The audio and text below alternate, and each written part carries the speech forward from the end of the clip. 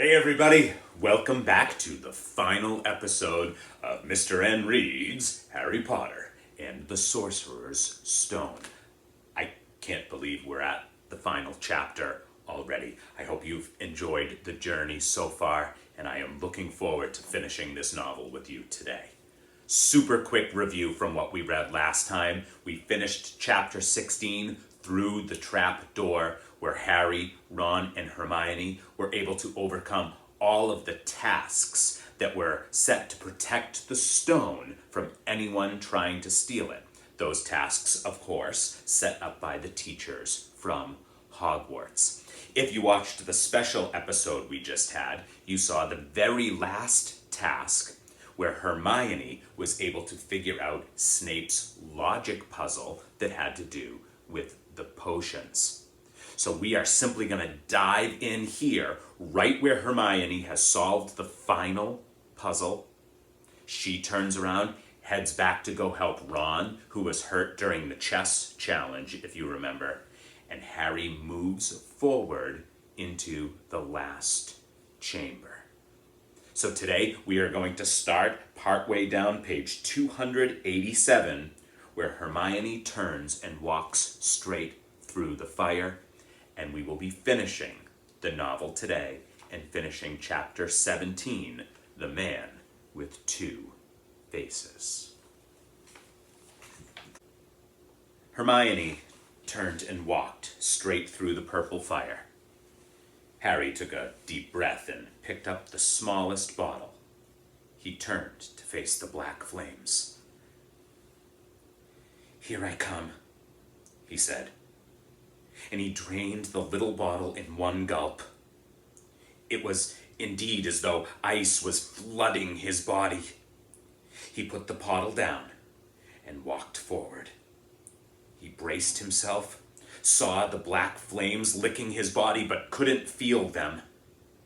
For a moment, he could see nothing but dark fire. Then, he was on the other side, in the last chamber. There was already someone there. But it wasn't Snape. It wasn't even Voldemort.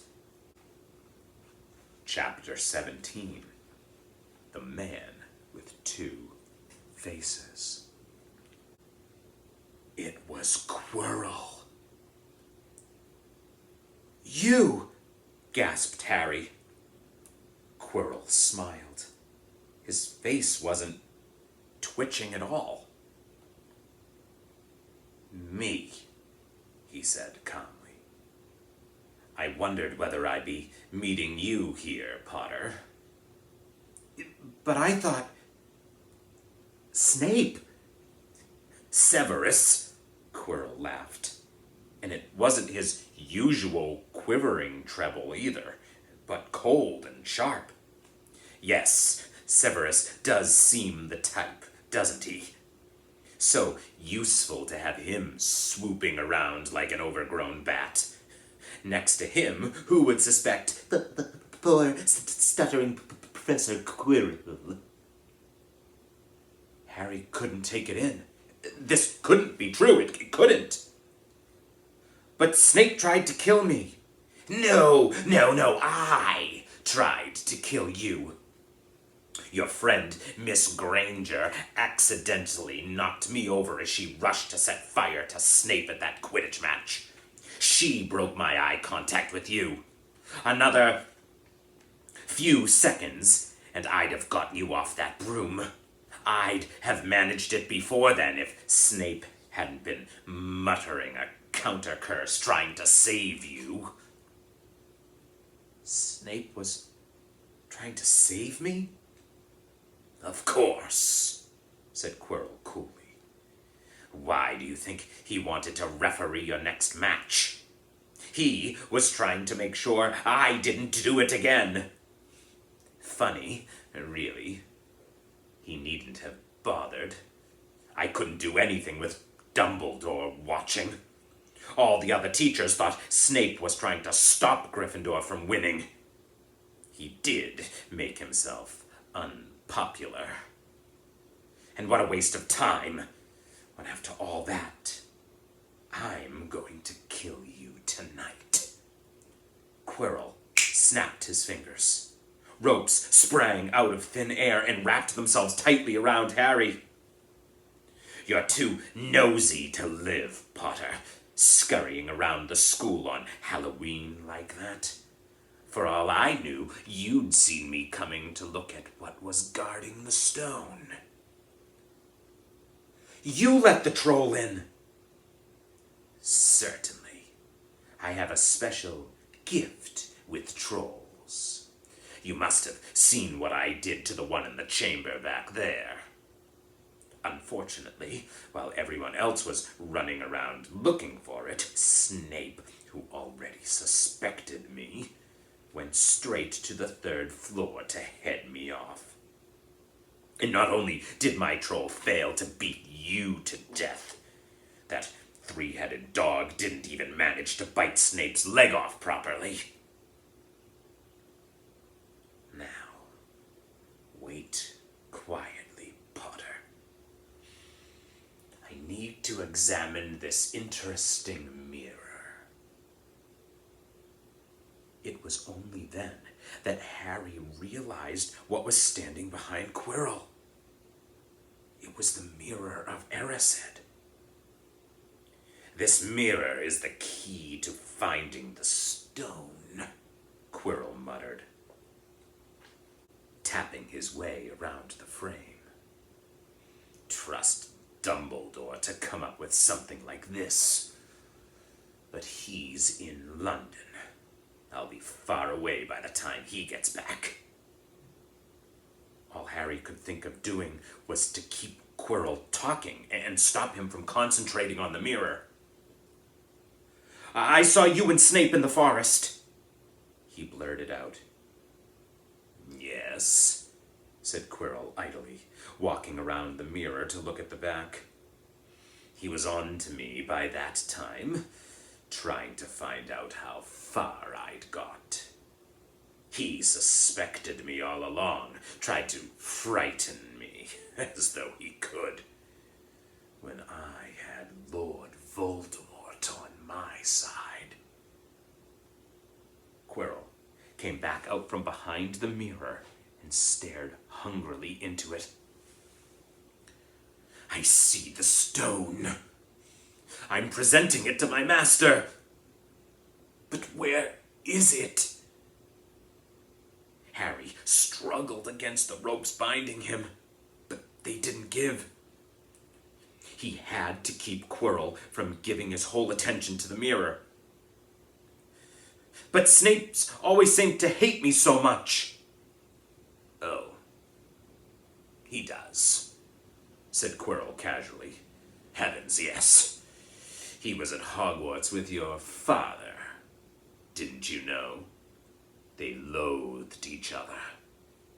But he never wanted you dead. But I heard you a few days ago sobbing. I thought Snape was threatening you. For the first time, a spasm of fear flitted across Quirrell's face. Sometimes, he said, I find it hard to follow my master's instructions. He is a great wizard, and I am weak. You mean he was there in the classroom with you? Harry gasped. He is with me wherever I go, said Quirrell quietly. I met him when I traveled around the world. A foolish young man I was then, full of ridiculous ideas about good and evil.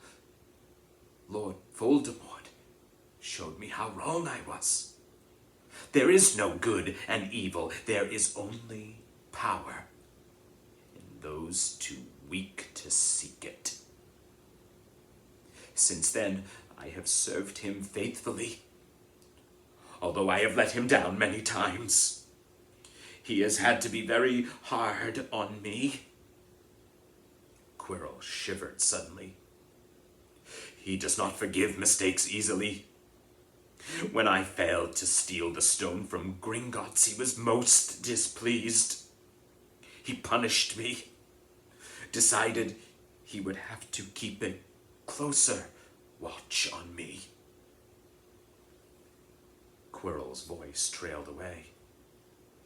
Harry was remembering his trip to Diagon Alley. How could he have been so stupid? He'd seen Quirrell there that very day, shaken hands with him in the leaky cauldron. Quirrell cursed under his breath. I don't understand. Is the stone inside the mirror? Should I break it? Harry's mind was racing. What I want, more than anything in the world at the moment, he thought, is to find the stone before Quirrell does. So if I look in the mirror, I should see myself finding it, which means I'll see where it's hidden. But how can I look without Quirrell realizing what I'm up to? He tried to edge to the left to get in front of the glass without Quirrell noticing. But the ropes around his ankles were too tight. He tripped and fell over. Quirrell ignored him. He was still talking to himself. What does this mirror do? How does it work? Help me, Master! And to Harry's horror, a voice answered. And the voice seemed to come from Quirrell himself. Use the boy. Use the boy. Quirrell rounded on Harry. Yes, Potter, come here. He clapped his hands once, and the ropes binding Harry fell off. Harry got slowly to his feet. Come here, Quirrell repeated. Look in the mirror and tell me what you see. Harry walked toward him. I must lie, he thought desperately. I must look and lie about what I see, that's all. Quirrell moved close behind him. Harry breathed in the funny smell that seemed to come from Quirrell's turban. He closed his eyes, stepped in front of the mirror, and opened them again. He saw his reflection, pale and scared looking at first. But a moment later, the reflection smiled at him. It put its hand into its pocket and pulled out a blood-red stone. It winked and put the stone back in its pocket. And as it did so, Harry felt something heavy drop into his real pocket. Somehow, incredibly, he'd gotten the stone. Well, said Quirrell impatiently, what do you see? Harry screwed up his courage. I see myself shaking hands with Dumbledore, he invented. I've won the House Cup for Gryffindor. Quirrell cursed again. Get out of the way, he said. As Harry moved aside, he felt the Sorcerer's Stone against his leg. Dare he make a break for it? But he hadn't walked 5 paces before a high voice spoke, though Quirrell wasn't moving his lips. He lies! He lies! Potter, come back here, Quirrell shouted. Tell me the truth! What did you just see? The high voice spoke again. Let me speak to him, face to face. Master, you are not strong enough. I have strength enough. this. Harry felt as if Devil's snare was rooting him to the spot. He couldn't move a muscle. Petrified, he watched as Quirrell reached up and began to unwrap his turban. What was going on? The turban fell away. Quirrell's head looked strangely small without it. Then he turned slowly on the spot. Harry would have screamed, but he couldn't make a sound. Where there should have been a back to Quirrell's head, there was a face. The most terrible face Harry had ever seen. It was chalk white with glaring red eyes and slits for nostrils, like a snake. Harry Potter, it whispered. Harry tried to take a step backward, but his legs wouldn't move. See what I have become, the face said. Mere shadow and vapor. I have form only when I can share another's body. But there have always been those willing to let me into their hearts and minds. Unicorn blood has strengthened me these past weeks. You saw faithful Quirrell drinking it for me in the forest. And once I have the elixir of life, I will be able to create a body of my own. Now, why don't you give me that stone in your pocket? So he knew. The feeling suddenly surged back into Harry's legs. He stumbled backward. Don't be a fool, snarled the face. Better save your own life and join me, or you'll meet the same end as your parents. They died begging for mercy. Liar! Harry suddenly shouted. Quirrell was walking backward at him so that Voldemort could still see him. The evil face was now smiling. How touching, it hissed. I always value bravery. Yes, boy, your parents were brave.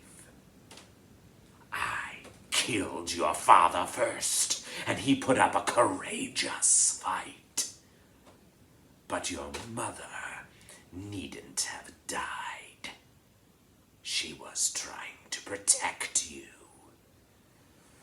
Now give me the stone, unless you want her to have died in vain. Never! Harry sprang toward the flame door, but Voldemort screamed, Seize him! And the next second, Harry felt Quirrell's hand close on his wrist.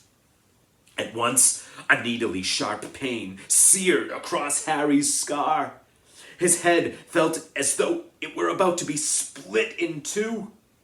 He yelled, struggling with all his might.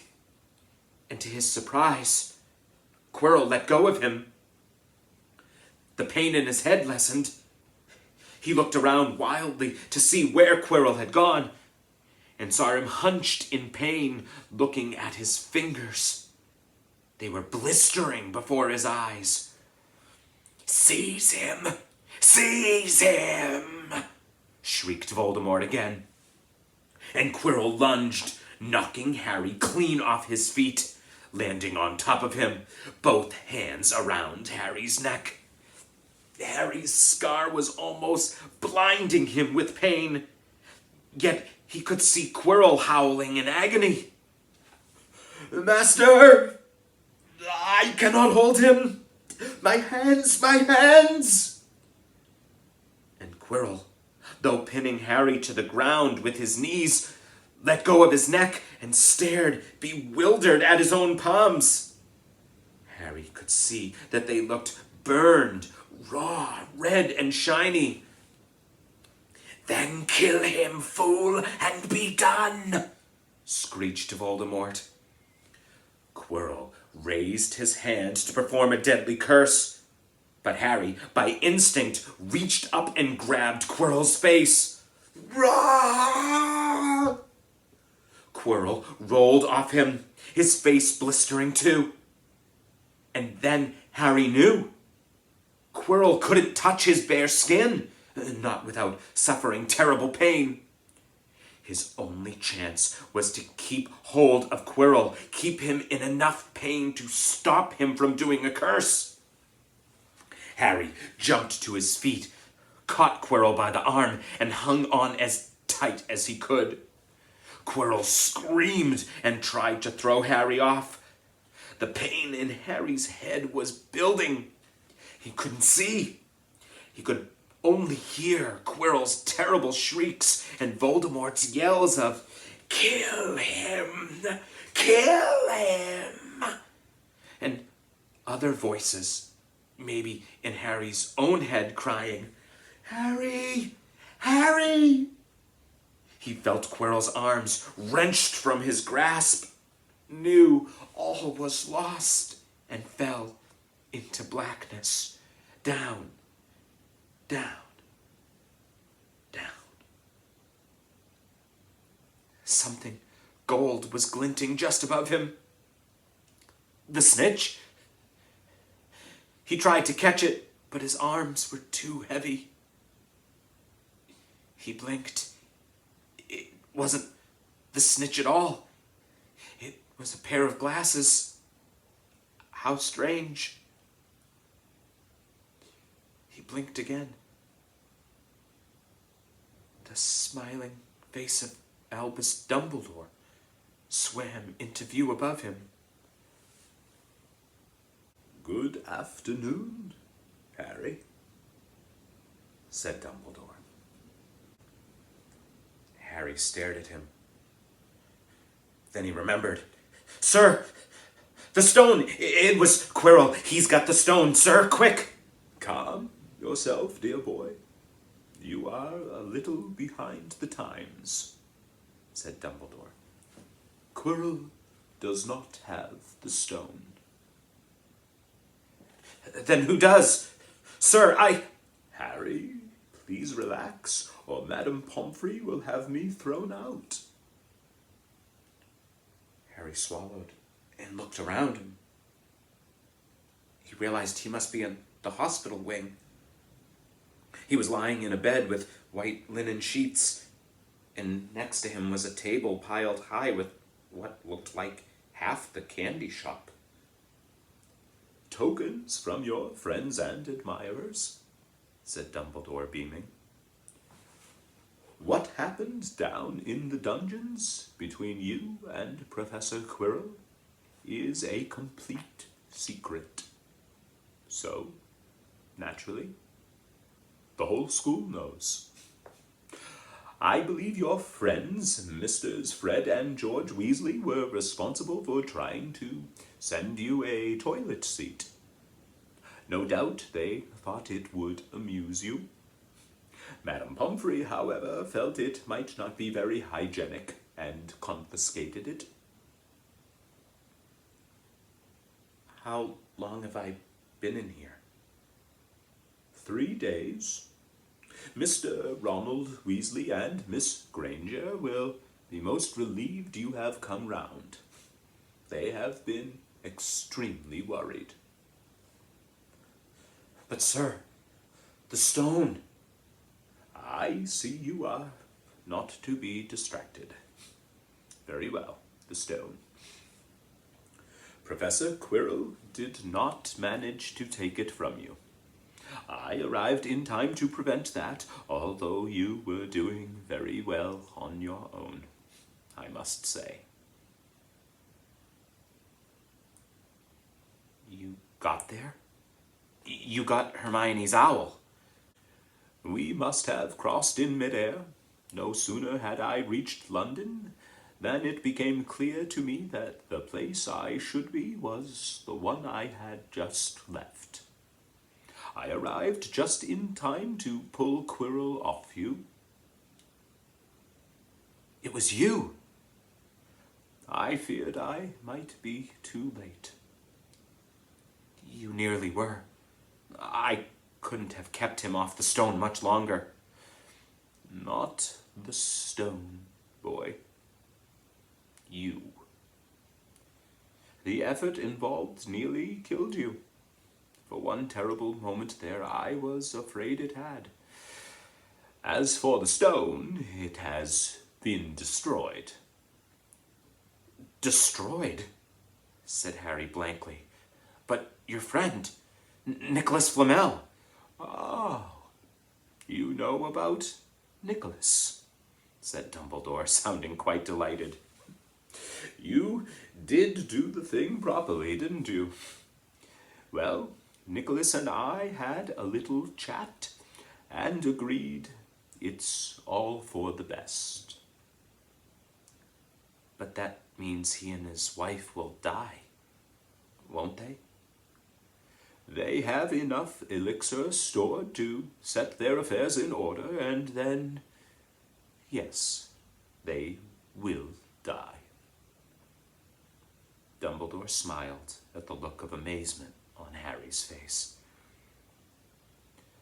To one as young as you, I'm sure it seems incredible, but to Nicholas and Purnell, it really is like going to bed after a very, very long day.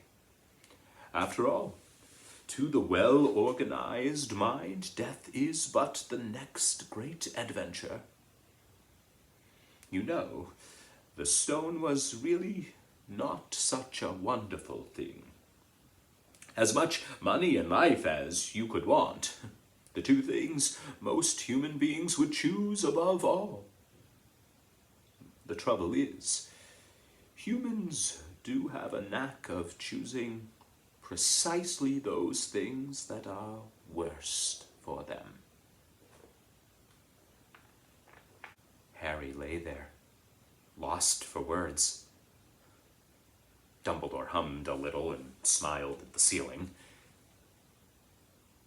Sir, said Harry, I've been thinking. Sir, even if the stone's gone, you know who. Call him Voldemort, Harry. Always use the proper name for things.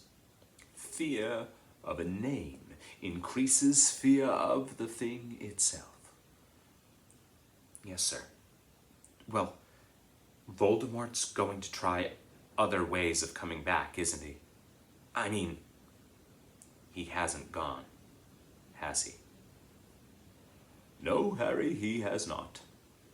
He is still out there somewhere, perhaps looking for another body to share. Not being truly alive, he cannot be killed.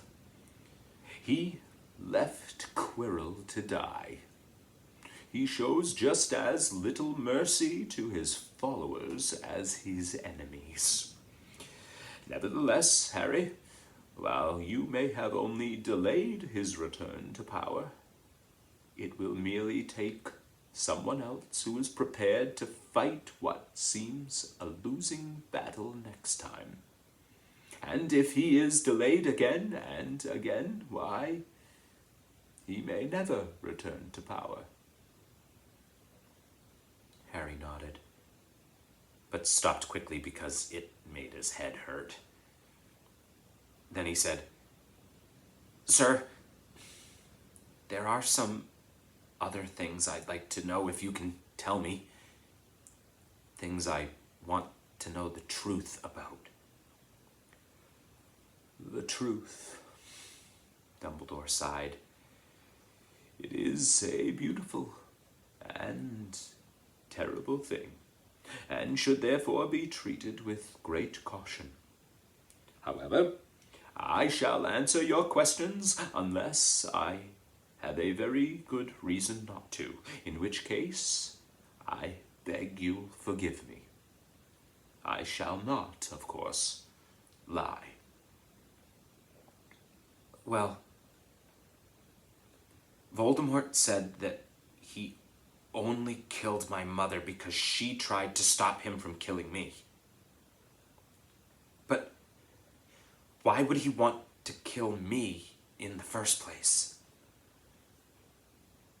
Dumbledore sighed very deeply this time. Alas, the first thing you ask me, I cannot tell you. Not today, not now. You will know one day. Put it from your mind for now, Harry. When you are older, I know you hate to hear this, when you are ready, you will know. And Harry knew it would be no good to argue. But why couldn't Quirrell touch me? Your mother died to save you. If there is one thing Voldemort cannot understand, it is love. He didn't realize that love, as powerful as your mother's for you, leaves its own mark. Not a scar, no visible sign. To have been loved so deeply, even though the person who loved us is gone, will give us some protection forever. It is in your very skin. Quirrell, full of hatred, greed, and ambition, sharing his soul with Voldemort, could not touch you for this reason. It was agony to touch a person marked by something so good. Dumbledore now became very interested in a bird out on the windowsill, which gave Harry time to dry his eyes on the sheet. When he had found his voice again, Harry said, "And the invisibility cloak? Do you know who sent it to me?" "Ah, your father happened to leave it in my possession, and I thought you might like it." Dumbledore's eyes twinkled. "Useful things. Your father used it mainly for sneaking off to the kitchens to steal food when he was here." "And there's something else." "Fire away." "Quirrell said Snape." "Professor Snape, Harry?" "Yes, him. Quirrell said he hates me because he hated my father. Is that true?" "Well, they did rather detest each other, not unlike yourself and Mr. Malfoy. And then your father did something Snape could never forgive." "What?" "He saved his life."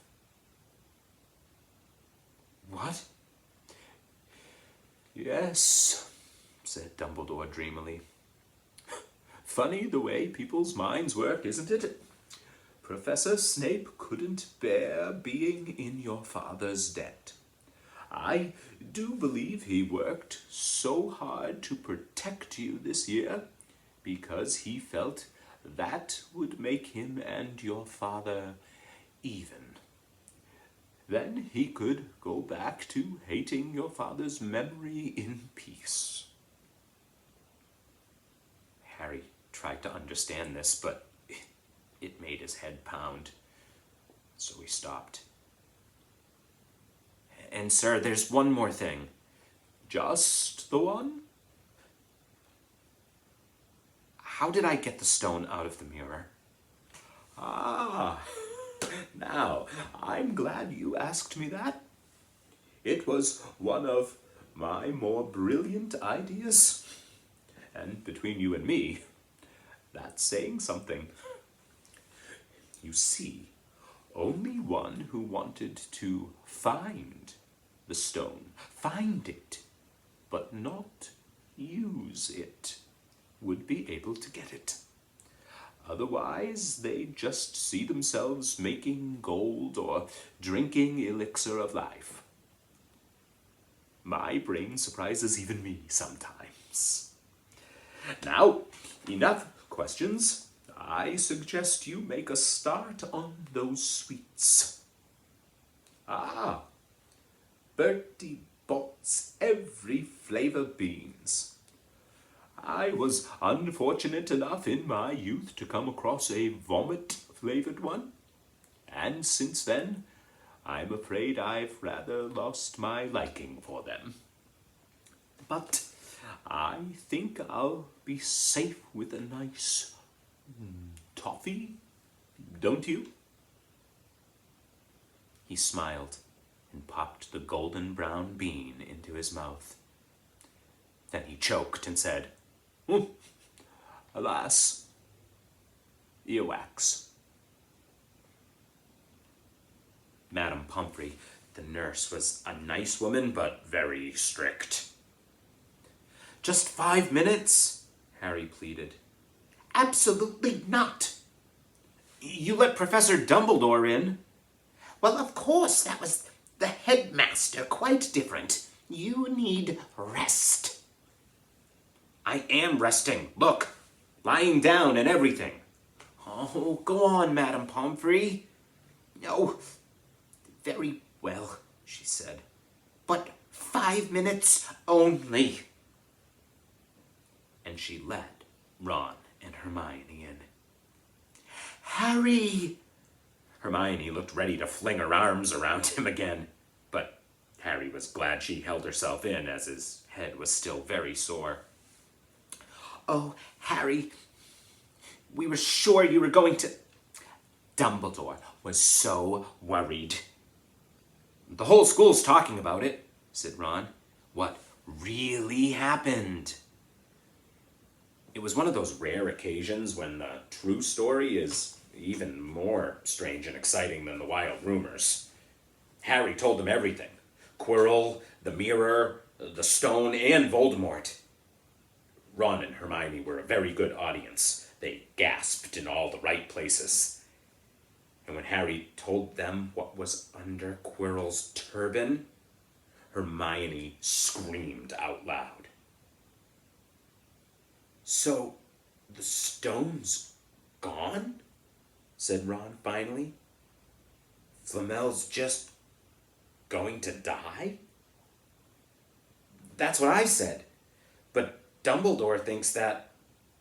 What was it? To the well-organized mind, death is but the next great adventure.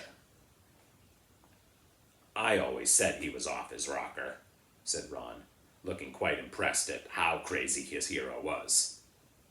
So what happened to you two? Said Harry. Well, I got back all right, said Hermione. I brought Ron round. That took a while. And we were dashing up to the Owlry to contact Dumbledore when we met him in the entrance hall.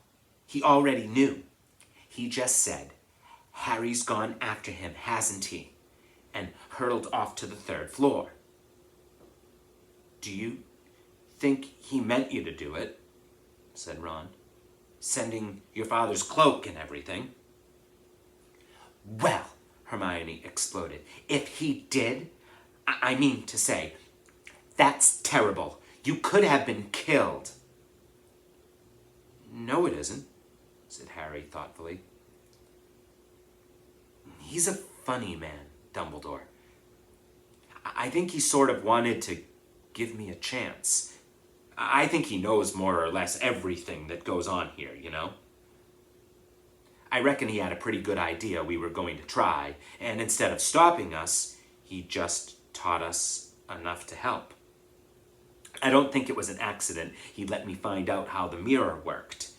It's almost like he thought I had the right to face Voldemort if I could.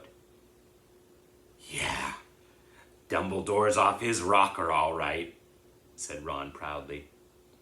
Listen, you've got to be up for the end of the year feast tomorrow. The points are all in. Slytherin's won, of course. You missed the last Quidditch match. We were steamrolled by Ravenclaw without you. But the food'll be good. At that moment, Madame Pomfrey bustled over. You've had nearly 15 minutes now. Out! She said firmly. After a good night's sleep, Harry felt nearly back to normal. I want to go to the feast, he told Madame Pomfrey as she straightened his many candy boxes. I can, can't I? Professor Dumbledore says you are allowed to go, she said snippily, as though in her opinion Professor Dumbledore didn't realize how risky feasts could be. And you have another visitor. Oh, good, said Harry. Who is it? Hagrid sidled through the door as he spoke. As usual, when he was indoors, Hagrid looked too big to be allowed. He sat down next to Harry, took one look at him, and burst into tears. It's all my ruddy fault, he sobbed, his face in his hands. I told the evil git how to get past Fluffy. I told him. It was the only thing he didn't know, and I told him. You could have died. All for a dragon egg. I'll never drink again. I should be chucked out and made to live as a muggle. Hagrid, said Harry, shocked to see Hagrid shaking with grief and remorse, great tears leaking down into his beard. Hagrid, he'd have found out somehow. This is Voldemort we're talking about. He'd have found out even if you hadn't told him. You could have died, sobbed Hagrid. And don't say the name. Voldemort, Harry bellowed. And Hagrid was so shocked he stopped crying. I've met him, and I'm calling him by his name. Please cheer up, Hagrid. We saved the stone. It's gone. He can't use it. Have a chocolate frog. I've got loads. Hagrid wiped his nose on the back of his hand and said, That reminds me, I got you a present. It's not a stout sandwich, is it? Said Harry anxiously. And at last, Hagrid gave a weak chuckle. Nah, Dumbledore gave me the day off yesterday to fix it. Of course, he should have sacked me instead.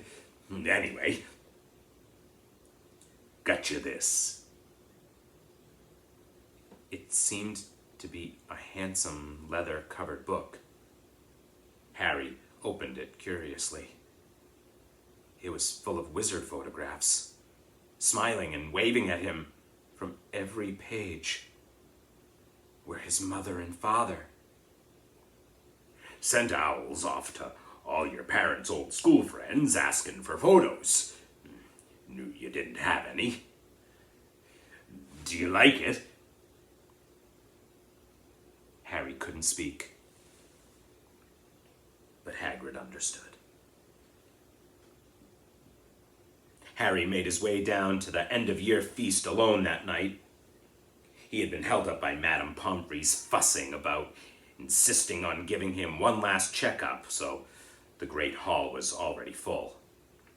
It was decked out in the Slytherin colors of green and silver to celebrate Slytherin's winning the House Cup for the 7th year in a row. A huge banner showing the Slytherin serpent covered the wall behind the high table. When Harry walked in, there was a sudden hush.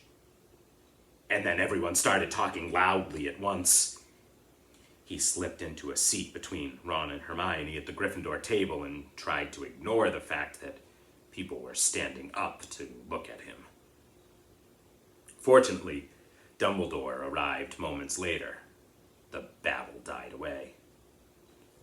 "Another year gone," Dumbledore said cheerfully, "and I must trouble you with an old man's wheezing waffle before we sink our teeth into our delicious feast. What a year it has been! Hopefully your heads are all a little fuller than they were. You have the whole summer ahead to get them nice and empty before next year starts. Now, as I understand it, the House Cup here needs awarding, and the points stand thus. In 4th place, Gryffindor with 312 points. In 3rd, Hufflepuff with 352. Ravenclaw has 426, and Slytherin 472.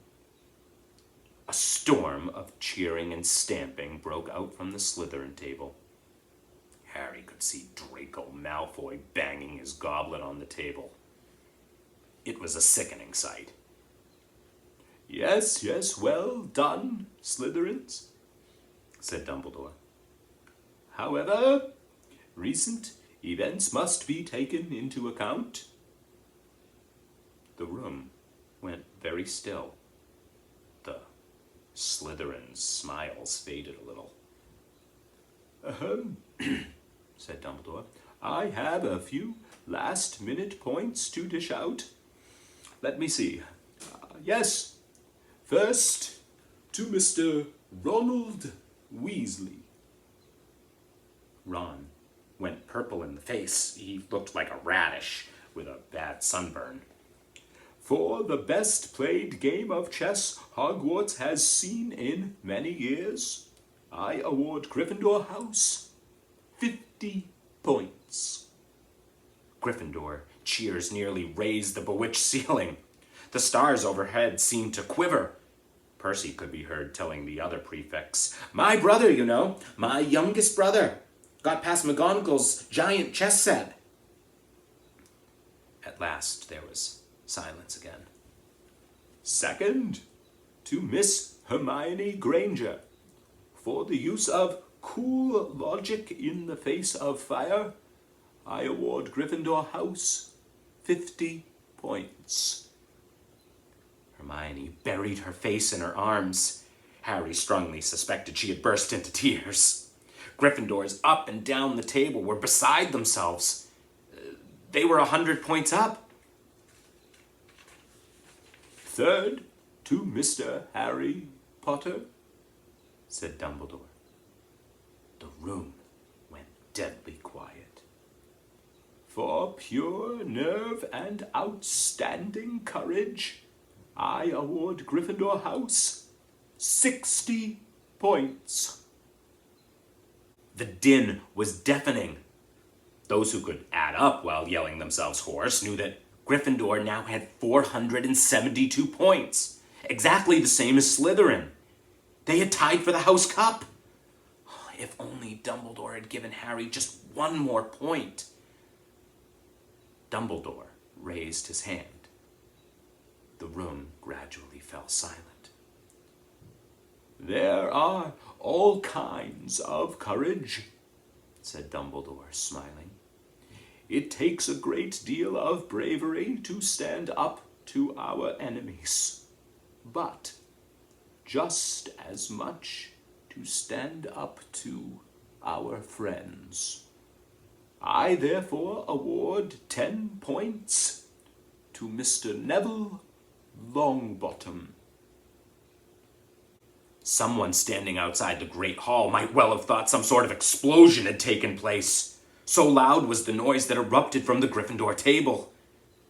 Harry, Ron, and Hermione stood up to yell and cheer as Neville, white with shock, disappeared under a pile of people hugging him. He had never won so much as a point for Gryffindor before. Harry, still cheering, nudged Ron in the ribs and pointed at Malfoy, who couldn't have looked more stunned and horrified if he had just had the body bind curse put on him. Which means, Dumbledore called over the storm of applause, for even Ravenclaw and Hufflepuff were celebrating the downfall of Slytherin, we need a little change of decoration. He clapped his hands.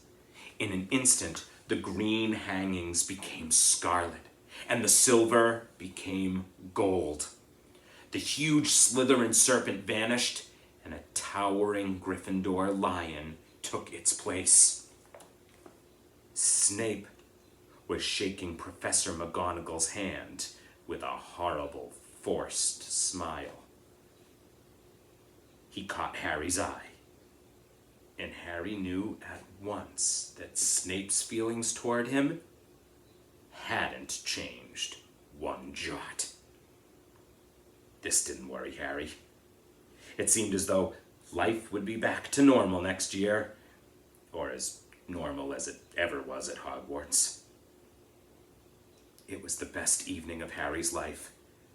Better than winning at Quidditch, or Christmas, or knocking out mountain trolls. He would never, ever forget tonight.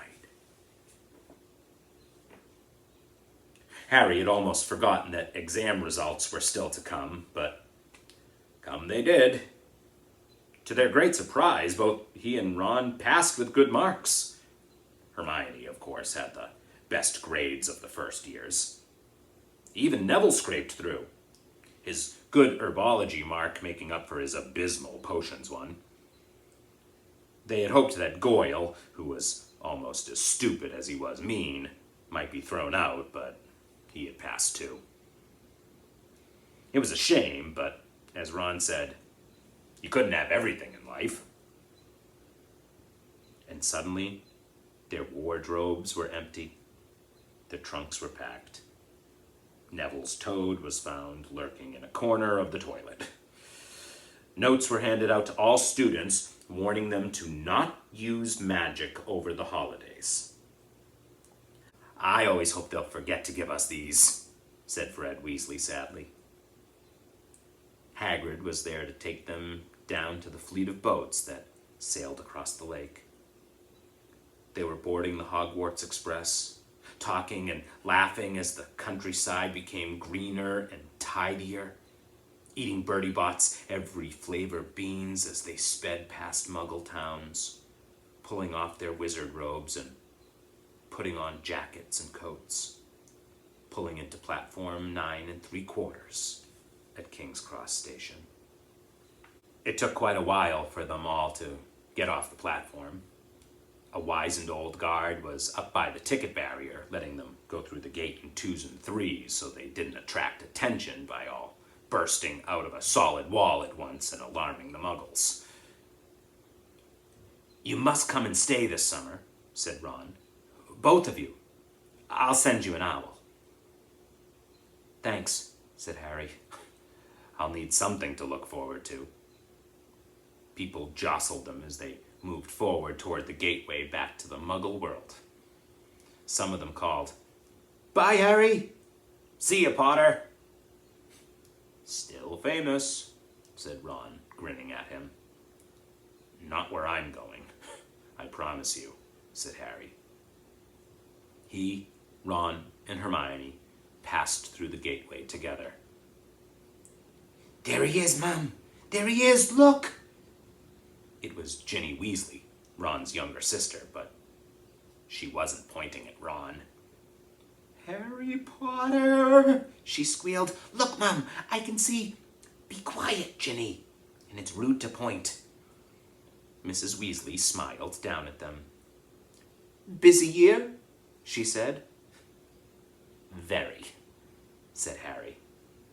"Thanks for the fudge and the sweater, Mrs. Weasley." "Oh, it was nothing, dear."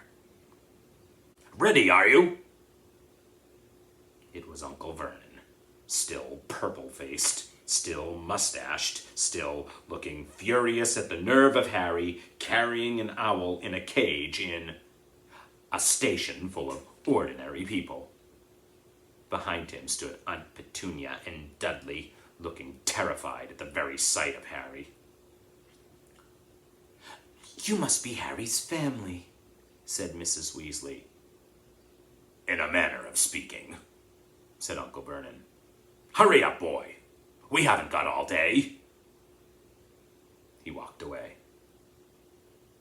Harry hung back for a last word with Ron and Hermione. "See you over the summer, then?" "Hope you have a good holiday," said Hermione, looking uncertainly after Uncle Vernon, shocked that anyone could be so unpleasant. "Oh, I will," said Harry, and they were surprised at the grin that was spreading over his face. They don't know we're not allowed to use magic at home. I'm going to have a lot of fun with Dudley this summer.